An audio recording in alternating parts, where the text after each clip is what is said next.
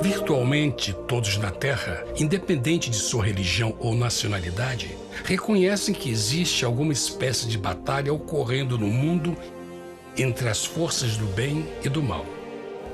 Uma luta colossal entre a luz e as trevas, a verdade e o erro, a opressão e a liberdade, o bom e o mal, e finalmente, a vida e a morte. Qual é a história por trás deste evidente paradoxo?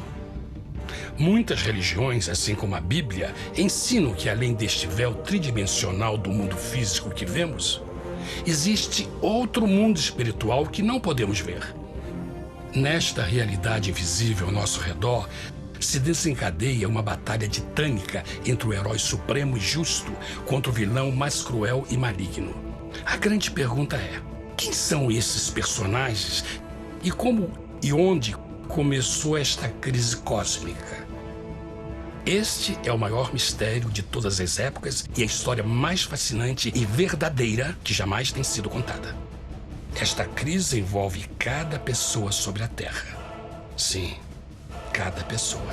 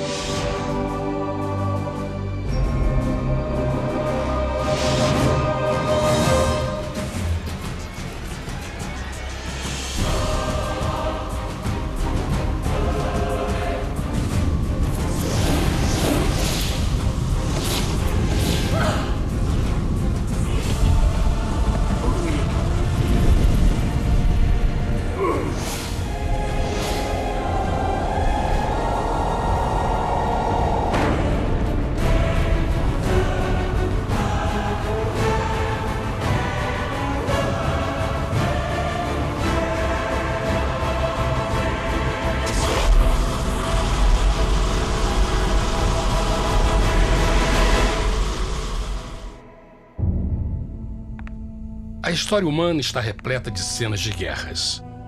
E todas as pessoas já experimentaram conflitos. Mas para entender a origem do mal, devemos viajar ao passado para a Primeira Guerra do Universo. Porque esta guerra não aconteceu na Terra. Antes que o nosso mundo existisse, houve uma guerra no céu. Mesmo as palavras guerra no céu soam como uma contradição. É quase inimaginável para nós que pudesse haver batalhas e conflitos entre as criações de Deus no paraíso. O que pode ter causado este conflito celestial? Graças a um livro antigo chamado Bíblia, temos detalhes suficientes para poder juntar as peças e desatar os nós. Mesmo que trágica, é uma extraordinária e bela história de amor que vai desde o princípio dos tempos até tocar pessoalmente a você, a mim e a cada indivíduo na Terra. Nossa história começa há muito tempo atrás na capital do universo. Em um lugar chamado Céu, que estava repleto de seres angelicais que amavam fazer a vontade de Deus.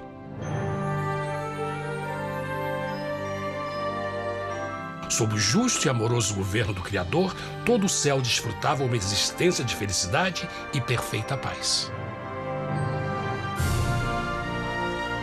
O príncipe supremo do paraíso e comandante dos anjos era o poderoso e amoroso Filho de Deus, mais conhecido com o nome que adotou quando veio à Terra, Jesus. Ele tinha o mesmo propósito e pensamento com Deus, o Pai. O céu, sob o comando compassivo do Pai, Filho e Espírito Santo, provou ser um maravilhoso lugar de paz e alegria.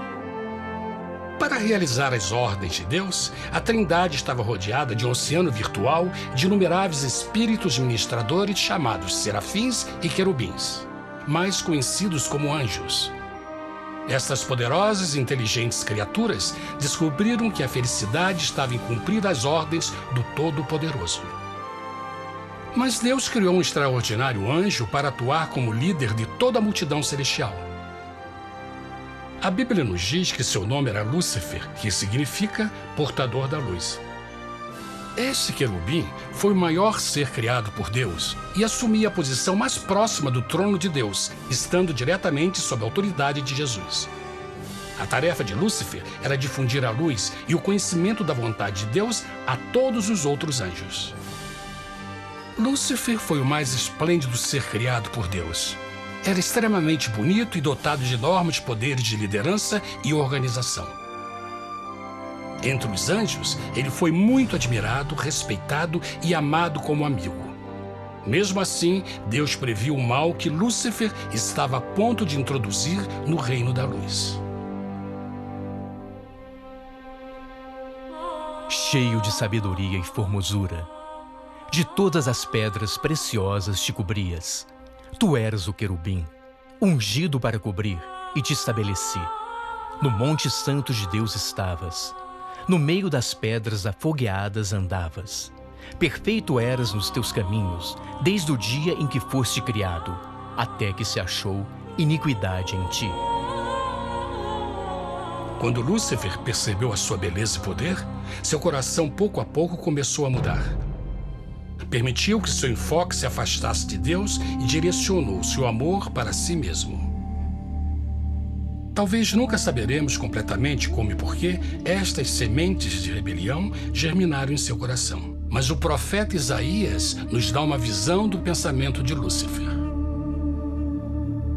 Como caíste desde o céu, ó estrela da manhã, filha da alva! Como foste cortado por terra, tu que debilitavas as nações!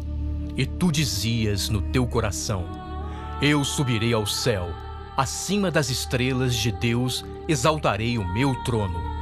Subirei sobre as alturas das nuvens e serei semelhante ao Altíssimo.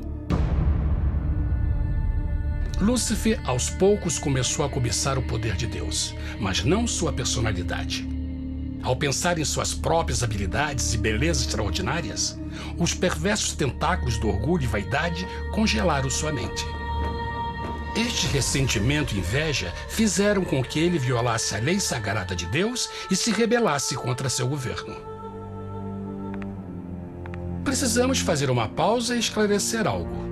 Desde o princípio, Deus ordenou que as leis da física governassem o mundo material em que vivemos. Sem essas leis naturais, o universo seria um caos. Do mesmo modo, as leis morais de Deus sempre têm dado segurança e estabilidade ao cosmos. Alguns pensam que os 10 mandamentos não existiram, até que o Senhor os entregou a Moisés no Monte Sinai. Mas as Escrituras nos ensinam que os princípios das leis de Deus sempre existiram por toda a eternidade, pois são a base fundamental de seu reino de amor. Seguros todos os seus mandamentos, permanecem firmes para todo sempre e são feitos em verdade e retidão. Os 10 mandamentos são um resumo das características de um Deus de amor. Os primeiros 4 mandamentos descrevem quem é Deus, seu poder, seu território e autoridade. Os últimos 6 descrevem como é Deus, sua honestidade, sua pureza, sua fé. Todas estas coisas sempre foram verdade e sempre serão verdade. Agora, pela primeira vez na história da eternidade, Lúcifer começou a violar estes princípios perfeitos. Lúcifer sabia que se fosse compartilhar o poder e status de Deus, necessitaria de apoio. E deu início ao trabalho.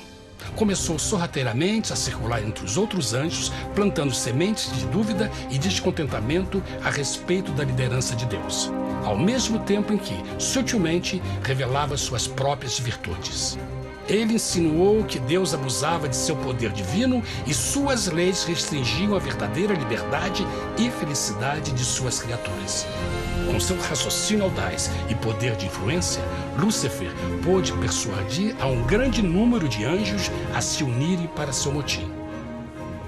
Talvez se perguntem, como tantos anjos inteligentes puderam seguir esse desertor? Bom, lembrem que até esse ponto nenhum anjo tinha escutado uma mentira. E nesse primeiro estágio da rebelião, os anjos não perceberam a obsessão de Lúcifer em assumir a posição de Deus. Não sabiam que finalmente ele planejaria a tortura e o assassinato do Filho de Deus na cruz com a intenção de ocupar o seu trono. Estranhamente, Lúcifer pensou que poderia ocultar seus verdadeiros propósitos de Deus. Ai dos que querem esconder profundamente o seu propósito do Senhor e fazem as suas obras às escuras e dizem: quem nos vê e quem nos conhece? Não pense nem por um momento que a rebelião de Lúcifer surpreendeu Deus e o pegou desprevenido. O Senhor sabe de todas as coisas e os pensamentos de suas criaturas. Ele entendia exatamente o que estava se passando pela mente de Lúcifer. E piedosamente Deus advertiu o desgarrado anjo do perigo. Mas no final, o orgulho e a vaidade não permitiram que Lúcifer se arrependesse.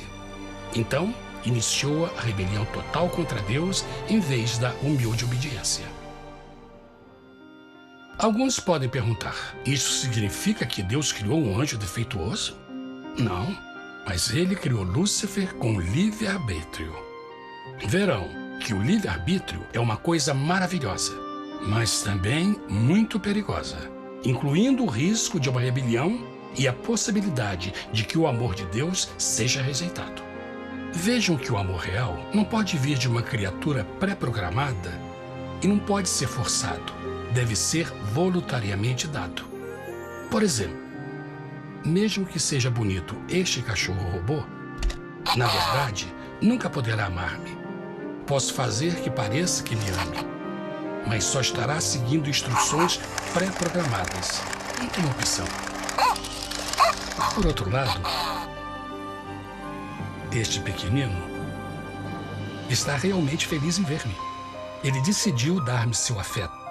E com o tempo, nossa relação se fará mais forte, enquanto eu ame e cuide bem dele.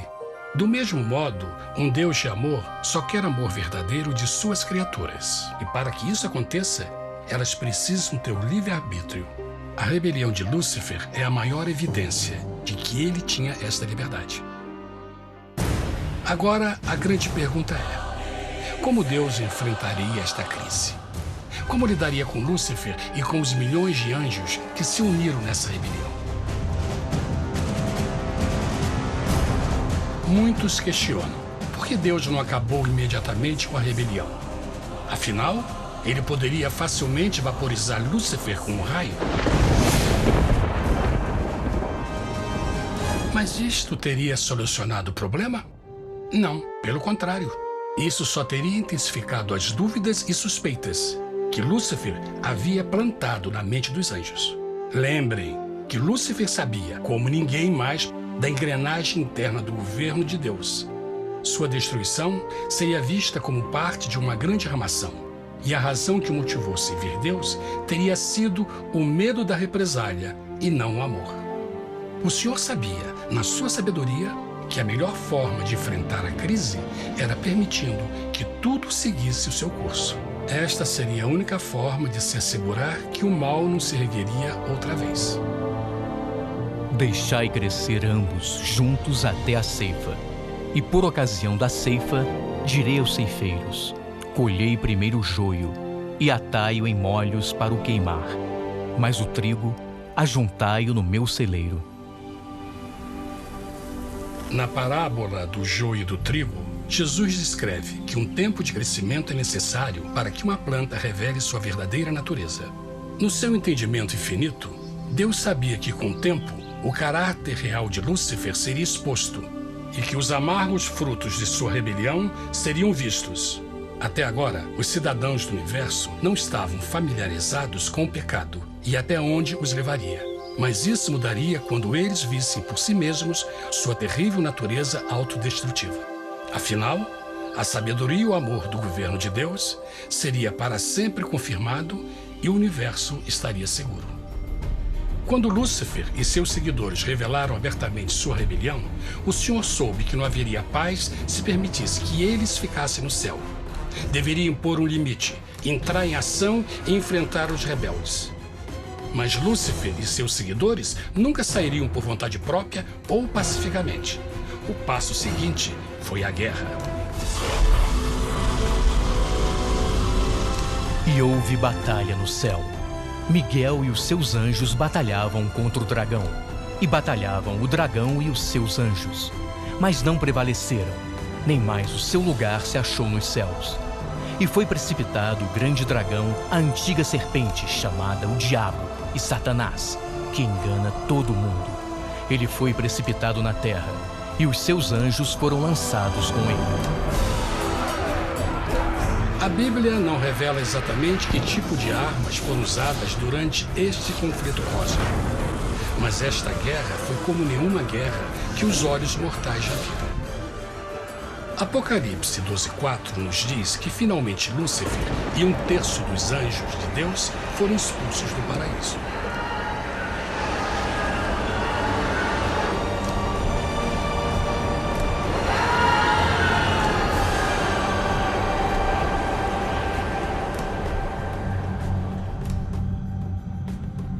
Mas e agora?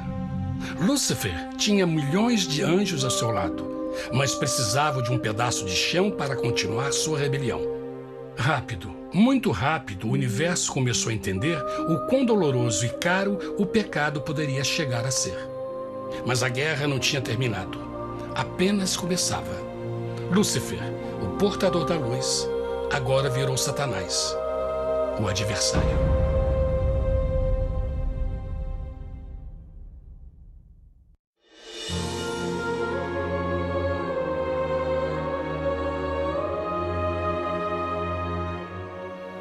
Depois da guerra no céu, Satanás e seus anjos caídos foram expulsos da corte de glória.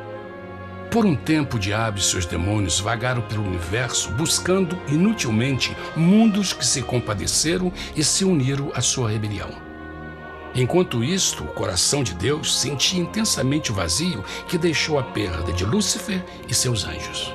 Então o Pai, o Filho e o Espírito Santo retomaram o seu trabalho favorito, o maravilhoso trabalho da criação. Decidiram fazer um mundo novo, pleno, com muita variedade e diversas criaturas de amor. Este novo mundo seria único, porque as criaturas principais seriam feitas à imagem de Deus.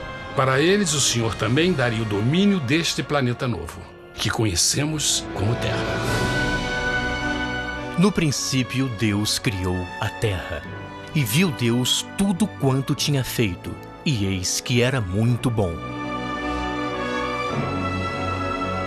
Que imagem maravilhosa! Deus forma um novo mundo, nosso planeta, Terra. E em cada maravilhoso dia da criação, algo novo e espetacular começa a fazer parte da cena. Por exemplo, no terceiro dia, Deus falou e uma linda e exuberante vegetação fez parte da existência. Plantas de todas as cores, formas e tamanhos. No quinto dia, o mundo estava repleto de espantosas e exóticas criaturas, que podiam tanto se elevar aos céus como deslizar pelas águas azuis. E outras podiam fazer as duas coisas. No sexto dia, houve a introdução de um grande número de animais terrestres.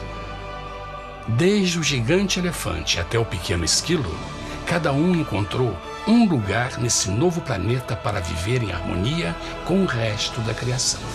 E também no sexto dia, Deus criou o homem. E disse Deus: façamos o homem à nossa imagem conforme a nossa semelhança. E formou o Senhor Deus o homem do pó da terra, e soprou em suas narinas o fôlego da vida, e o homem foi feito alma vivente. E plantou o Senhor Deus um jardim no Éden, do lado oriental, e pôs ali o homem que tinha formado.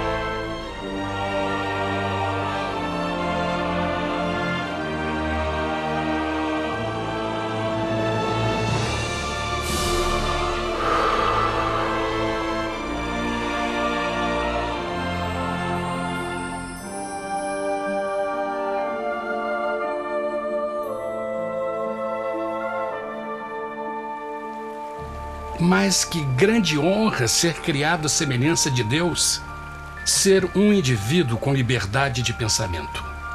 No princípio, o homem não percebia a sua nudez. Provavelmente porque antes do pecado ele estava vestido de glória e luz.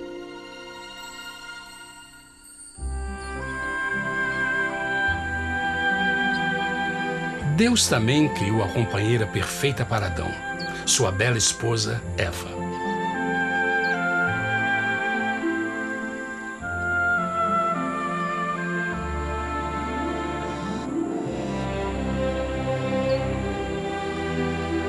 O feliz casal foi colocado em um magnífico jardim perfeitamente projetado para aumentar sua felicidade. Para Adão e Eva e as outras criaturas da terra, também foi dado o privilégio divino de procriar a sua própria imagem. A intenção de Deus foi que a raça humana tivesse domínio sobre este paraíso perfeito para sempre. Eternamente felizes e saudáveis, trabalhariam com a flora do jardim de Deus enquanto desfrutariam o afeto e companhia de todas as criaturas sob seus cuidados. O ambiente que nossos primeiros antepassados experimentaram foi muito diferente do mundo de hoje. As rosas não tinham espinhos, os insetos não mordiam nem picavam, e os leões e as ovelhas brincavam juntos. Mas a grande bênção era os humanos viverem em perfeita harmonia com seu Criador. A cada 7 dias, Adão e Eva descansavam de seu prazeroso trabalho e gozavam de uma comunhão visita de seu Criador. Era um mundo esplêndido e maravilhoso. E esse estado de felicidade teria continuado eternamente se nossos primeiros parentes tivessem mostrado fidelidade como uma simples prova. Mas da árvore do conhecimento do bem e do mal, dela não comerás, porque no dia em que dela comeres, certamente morrerás. Visto que o adversário havia contaminado o universo com sua rebelião, o Senhor viu a necessidade de uma simples prova de amor e lealdade. Lembrem que os anjos bons acabaram de ver 1/3 de seus amigos serem expulsos do céu durante a guerra. Como estariam seguros de que esses novos humanos não se uniriam a Lúcifer e causariam problemas? Então o Senhor plantou uma árvore no jardim, uma árvore cujo fruto não deveria ser comido sob pena de morte. Ao passar por esta simples prova de obediência, Adão e Eva mostrariam a lealdade para com Deus e a fé em sua palavra. Ainda mais, era uma prova de amor. Por isso, Jesus disse em João 14, "Se me amais, guardais meus mandamentos." Mas alguém mais soube desta prova de fé e estava determinado a usá-la em seu favor. Satanás estava com inveja dos humanos que desfrutavam da bendita vida que ele perdeu. Sua feliz existência estava em total contraste com a sua, que agora estava cheia de culpa, pecado e miséria. Com ressentimento e raiva, não estava disposto a deixar o casal em paz, pois o pecado sempre buscará arrastar a outros consigo.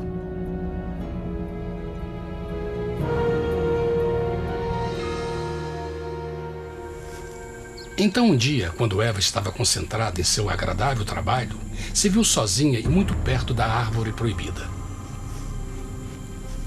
Foi quando Satanás viu sua oportunidade. Através de uma serpente hipnotizante, o anjo caído chamou Eva até a árvore e a envolveu em uma conversação.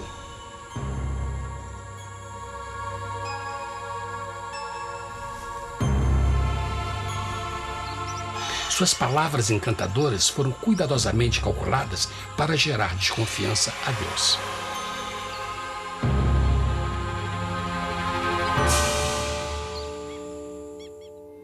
A serpente replicou à mulher: "De modo algum morrereis. Deus sabe que no dia em que dele comerdes, vossos olhos se abrirão e sereis como Deus, conhecedores do bem e do mal." A mulher notou que a árvore era boa para comer, pois era atraente aos olhos e desejável para alcançar sabedoria. Colheu o seu fruto e comeu. Deu também ao seu marido, que comeu assim como ela. Tragicamente, quando Eva escutou a suave e sedutora voz do tentador, começou a ter certas dúvidas da palavra de Deus. A serpente enganou-o com a promessa de grande poder e sabedoria. Isso chamou sua atenção. Além disso, Aparentemente, um fruto deu à serpente a habilidade de falar. Que outros poderes poderia dar a ela? E mesmo tendo acabado de conhecer a serpente, ela confiou em sua palavra acima da de Deus, quem a criou, e lhe deu um paraíso para viver. Então, Eva comeu o fruto proibido e convenceu seu esposo a fazer o mesmo. Adão poderia ter escolhido ser fiel a Deus, mas colocou seu amor pela esposa acima do seu amor por Deus. Quando os nossos primeiros parentes mostraram lealdade ao inimigo, o domínio da terra foi tomado por Satanás. Não sabeis que, vos oferecendo a alguém para lhe obedecer, vos tornais escravos daquele a quem obedeceis? Ninguém pode servir a dois senhores. Este mundo agora seria o último campo de batalha entre o bem e o mal, e o coração de cada homem e mulher seria o prêmio. Adão e Eva não se deram conta desse tempo, mas seu momento de desconfiança e desafio abriria as comportas do sofrimento de milhões de pessoas durante milhares de anos.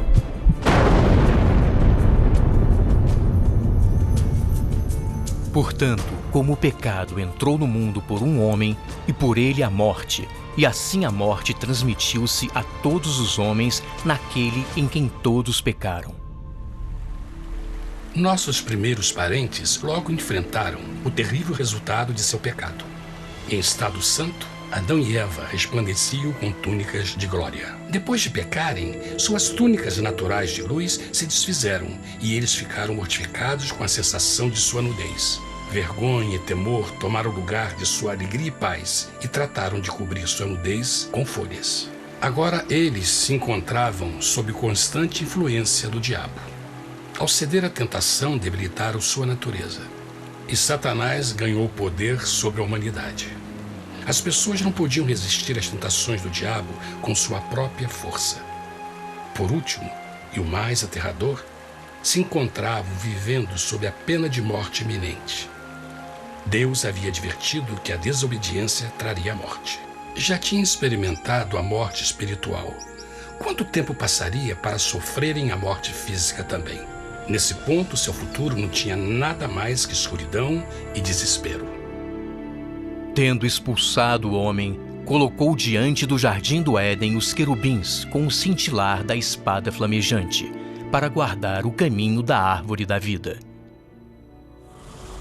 Como o pecado provocou a expulsão dos anjos caídos de seu lar celestial, agora pela desobediência, Adão e Eva foram tirados de seu jardim, seu lar no paraíso.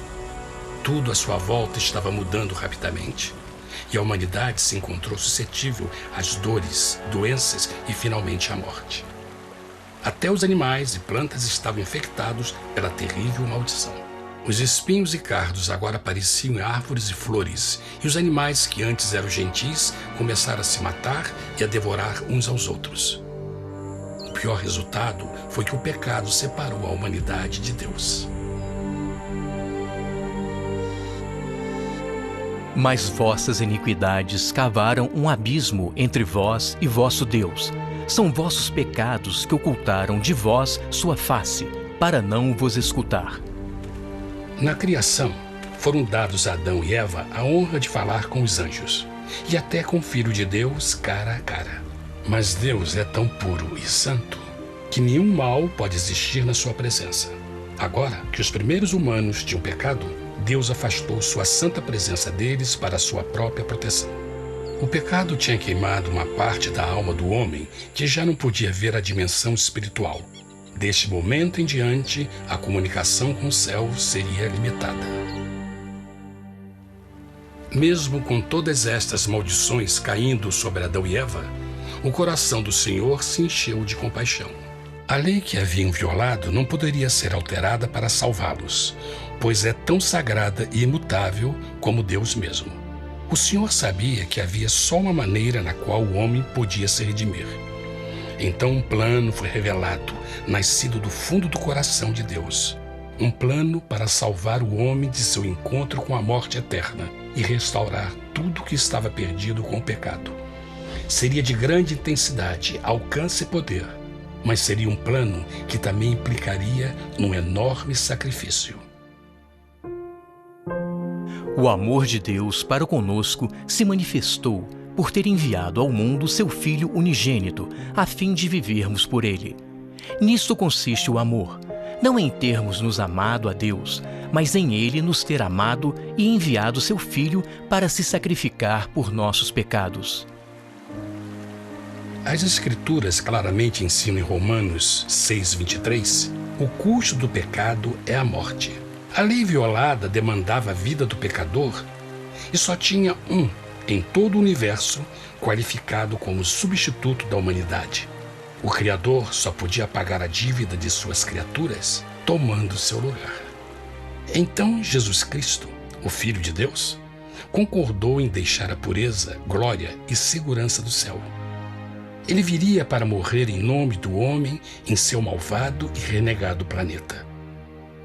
Ele nasceria como um inocente e indefeso bebê, suportaria uma vida de dor e vergonha e mesmo assim viveria uma perfeita e vitoriosa vida. Finalmente, ele teria uma morte humilhante para poder ser o substituto da humanidade caída. Por seu sacrifício, a humanidade incrivelmente receberia uma nova oportunidade de ter a vida eterna. Seu sangue seria o resgate para um mundo raptado por Satanás. Este maravilhoso plano de redenção foi graficamente ilustrado no sistema de sacrifício de animais ordenado por Deus depois da queda do homem. O Senhor tinha avisado Adão e Eva que iriam morrer no dia em que comessem do fruto proibido. E como que permaneceram vivos?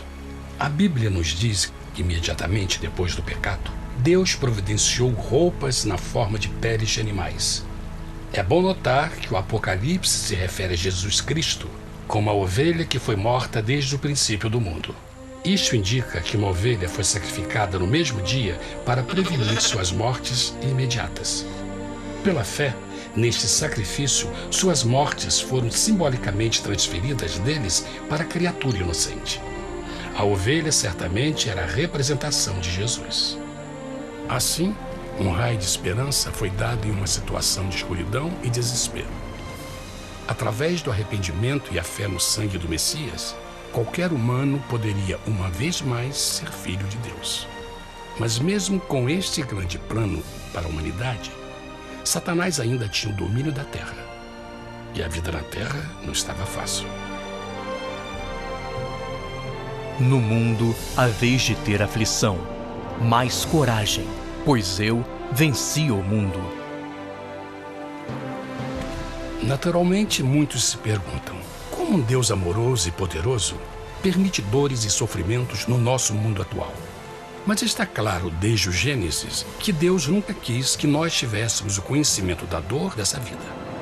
Quando o mundo saiu das mãos de Deus, a terra era um maravilhoso paraíso. Foi o pecado de Adão e Eva que deu a Satanás o direito de assumir o controle deste planeta. Devido à sua trágica eleição, o diabo e seus súditos ganharam o poder de tentar e atormentar os humanos, introduzindo a doença, a dor e o sofrimento. Talvez fosse melhor perguntar: por que Satanás não tem o controle total da humanidade? A resposta é Jesus Cristo.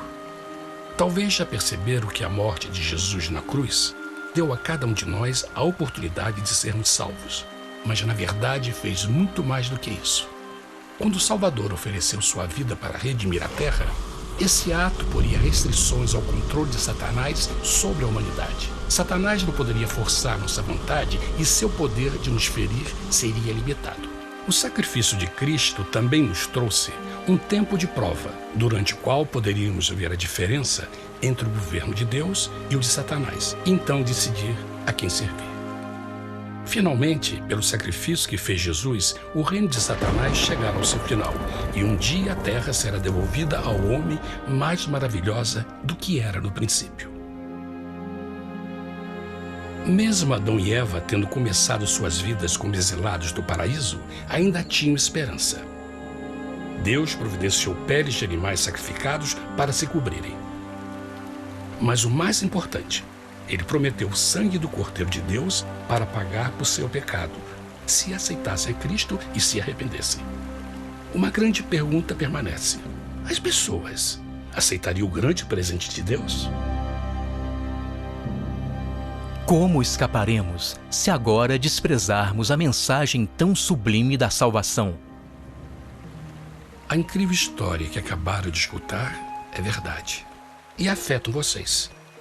Pois, pelo desejo de Satanás de ser Deus e a desconfiança e desobediência de Adão e Eva, todos nós nos encontramos em uma situação perigosa. De um lado, a humanidade foi grandemente favorecida por Deus com uma segunda chance de recuperar nosso lugar no Éden. Por outro lado, se nós desistirmos de aproveitar esta grande chance, nos tornaremos escravos de Satanás e finalmente seremos destruídos quando Deus limpar o universo do pecado. Amigos, não há melhor hora de fazer sua escolha por Jesus do que agora mesmo. Nenhum de nós sabe quanto tempo mais teremos que viver nesta terra.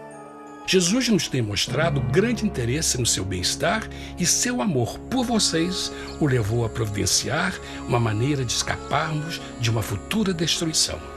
Ele quer que você o aceite e se arrependa de seus pecados. Através de Cristo, pode encontrar o perdão para tornar-se como Ele em caráter. A triste notícia é que Satanás atua de todas as formas possíveis para evitar que aceite o presente da salvação de Deus.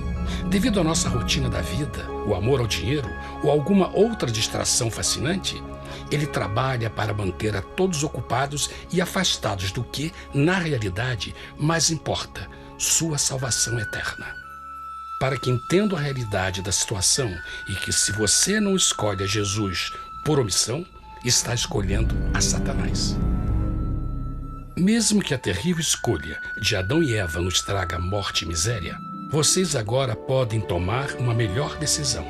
Deus está oferecendo uma paz que satisfaz o anseio mais profundo de sua alma e uma alegria que não encontrará nas atribulações deste mundo. O desejo que tem o coração de Deus é que seja salvo e esteja com Ele no paraíso. Mas o único que pode mantê-lo fora do céu é você. Imagine a tragédia que seria se você recusasse este precioso presente. Você pode decidir hoje e aceitar a salvação que Deus prometeu. Na verdade, nesse momento, pode aceitar a vida eterna através de Jesus Cristo. Posso convidá-lo para que acompanhe agora mesmo em uma simples oração, aceitando sua maravilhosa oferta? Por favor, repita depois de mim. Querido Pai Celestial, venho a Ti agora e humildemente pedir Teu perdão. Senhor, confesso que sou um pecador e violei Tua santa lei. Entendo que a pena por esse pecado é a morte. Acredito que Jesus Cristo sofreu e morreu na cruz para receber o castigo por todos os nossos pecados.